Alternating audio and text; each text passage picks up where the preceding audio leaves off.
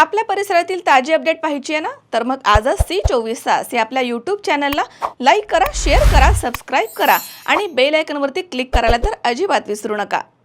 राहुरी शहरामधील नामांकित Sairam electronics and batteries या दालनात तुम्हाला मिळतील सर्व प्रकारच्या इलेक्ट्रॉनिक वस्तू तसेच होम अप्लायन्सेस.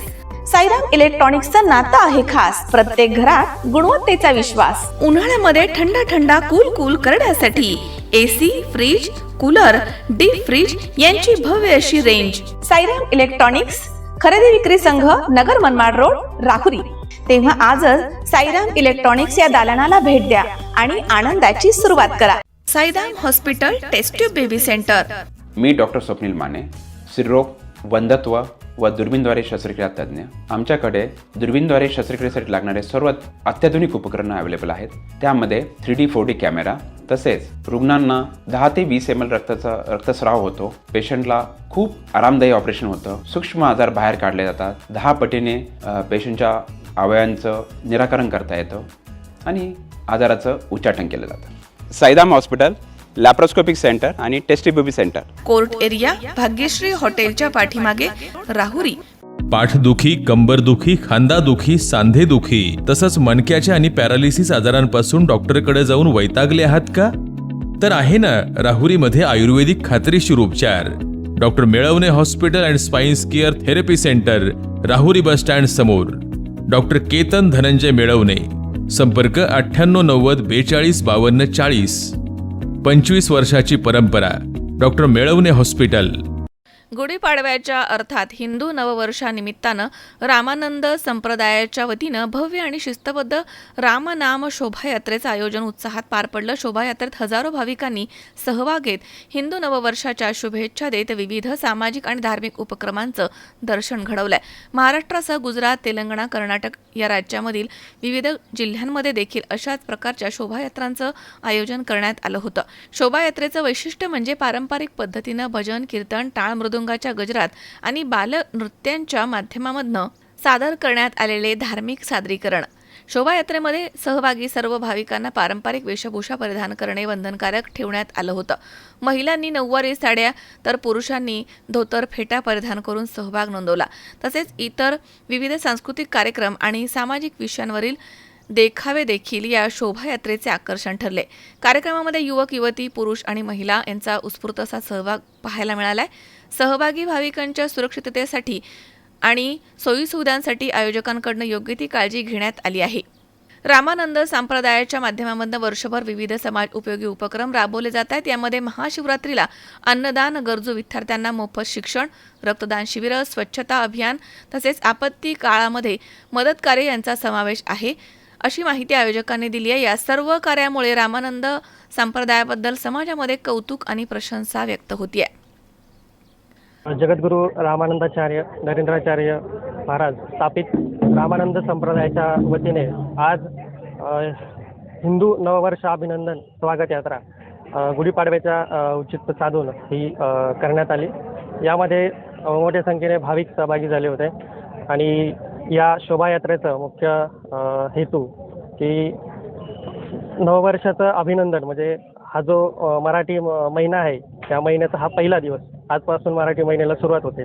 तर या मराठी महिन्याचा हा पहिला दिवस साजरा करण्यासाठी, नववर्षाचं अभिनंदन करण्यासाठी आज ही शोभायात्रा रामानंदाचार्य नरेंद्राचार्यजी यांच्या मार्गदर्शनातून रामानंद संप्रदायाने आज ती काढली. यामध्ये वेगवेगळ्या देखाव्यांचं सादरीकरण केलं गेलं होतं. त्यामध्ये रामानंदाचार्य जे या भक्तगणांना ज्या सेवा देतात त्या सेवांचं या ठिकाणी किंवा दर्शन या शोभायात्रेमध्ये दर्शन झालं. त्यामध्ये गुढी ही एक ब्रह्मध्वज म्हणून त्याला संबोधलं जातं आणि आपण या वसंत ऋतूमध्ये झाडांना पालवी वगैरे फुटायला सुरुवात होते आणि एक नवचैतन्य, नवनिर्मितीचा हा काळ असतो. तर ह्याला उद्देशूनच ही समाजामध्ये नवचैतन्य आणि नवनिर्मिती ही झाली पाहिजे या दृष्टीने, या हेतूने या मिरवणुका किंवा या शोभायात्रा या काढण्यात येतात. अहिल्यानगर, दक्षिण अहिल्यानगर या जिल्ह्यामध्ये तसेच महाराष्ट्रासह गोवा, कर्नाटक, गुजरात, तेलंगणा आदी या वेगवेगळ्या राज्यांमध्ये आजची ही शोभायात्रा काढण्यात आलेली आहे. तर शोभायात्रेमध्ये रामानंद संप्रदायाच्या वतीने हिंदू जनजागृतीसाठी वेगवेगळे फलक घेऊन महिला पुरुष मंडळी या शोभायात्रेत सहभागी झाले होते. त्याचबरोबर कलशधारी महिला, निशाणधारी पुरुष, निशाणधारी महिला हे या शोभायात्रेमध्ये सहभागी झाले होते. रामानंद संप्रदाय वेगवेगळ्या उपक्रमांचं आयोजन करत असतो. यामध्ये मोफत ॲम्ब्युलन्स सेवा, अपघातग्रस्तांसाठी मोफत ॲम्ब्युलन्स सेवा हा एक मोठा उपक्रम संस्थानातर्फे आणि संप्रदायातर्फे हा राबवला जातो. त्यानंतर बॉडी डोनेट, देहदान, आज ही एक चळवळ बनली आहे आणि वेगवेगळे डॉक्टर्स घडवण्यासाठी आणि उत्तम डॉक्टर्स घडवण्यासाठी जी देह लागतो त्यांना शिकवण्यासाठी, तर असं बॉडी डोनेट जगद्गुरू श्रींच्या प्रेरणेने बॉडी डोनेट 188 व्यक्तींनी आपलं बॉडी डोनेट या समाजाच्या कार्यासाठी दिलं आहे. त्यानंतर ऑर्गन डोनेट ही पण सेवा या ठिकाणी चालते. ऑर्गन डोनेटमध्ये 149 व्यक्तींनी आजपर्यंत नेत्र आणि त्वचादान यामध्ये आपलं ऑर्गन डोनेट केलं आहे आणि समाजाला एक आधार किंवा एक चळवळीचं रूप प्राप्त करून दिलं आहे. यामध्ये अनेक जण सहभागी होत आहेत. त्याच पद्धतीने रामानंद संप्रदाय हा अग्रेसर आहे. त्यानंतर नाणीजधाम येथे मराठी इंग्रजी माध्यमांची CBSE बोर्डची शाळा हा एक उपक्रम चालवला जातो. यामध्ये विद्यार्थ्याला त्या ठिकाणी येऊन शिकावं लागतं. वेगवेगळ्या सर्वांगीण गुणाचा विकास त्या ठिकाणी करून घेतला जातो.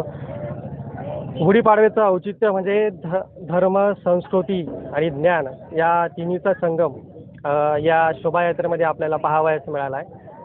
त्यानंतर पुढे अनेक उपक्रमांची यादी देताना देहदान, ऑर्गन डोनेशन म्हणजे अवयवदान आणि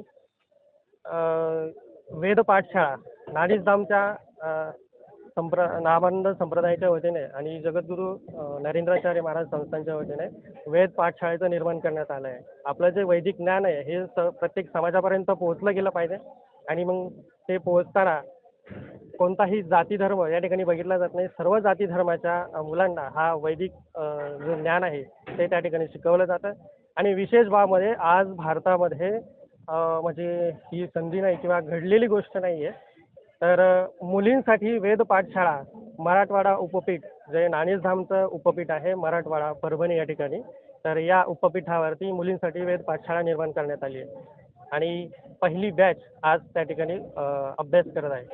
तर असं आहे रामानंद संप्रदायाचं घोडदौडीचं कार्य.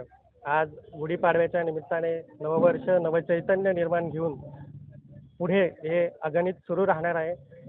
त्यानंतर सर्व युवा हा एक सामाजिक दुवा आहे असं आपण म्हणतो, पण या युवांना सुद्धा मार्गदर्शन जगद्गुरू श्रींच्या माध्यमातून होतं आणि गेल्या जानेवारी महिन्यामध्ये 15 दिवसाचा पंधरवाडा करून रक्तदान महाकुंभ, रक्तदानाचा महाकुंभ आयोजित करण्यात आला होता आणि या 15 दिवसाच्या कार्यामध्ये दिवसामध्ये आपण 1,71,150 एवढ्या रक्तकुपिकांचं संकलन करून महाराष्ट्र शासनाच्या रक्तपेढ्यांना ते सुपूर्द केलं आहे.